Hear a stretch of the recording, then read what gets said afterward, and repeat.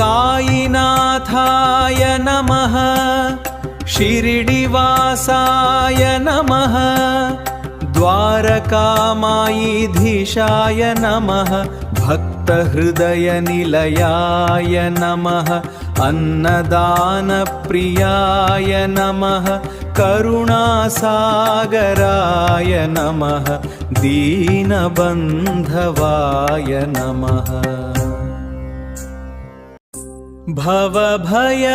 भवभयहरणाय नमः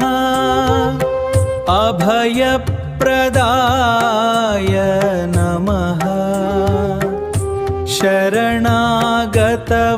शरणागतवत्सलाय नमः योगीराजाय नमः सच्चिदानन्दरूपाय नमः सद्गुरुनाथाय नमः परब्रह्मस्वरूपाय नमः बुद्धिमहिमाप्रदाय नमः अनाथरक्षकाय नमः सत्यतत्त्वबोधकाय नमः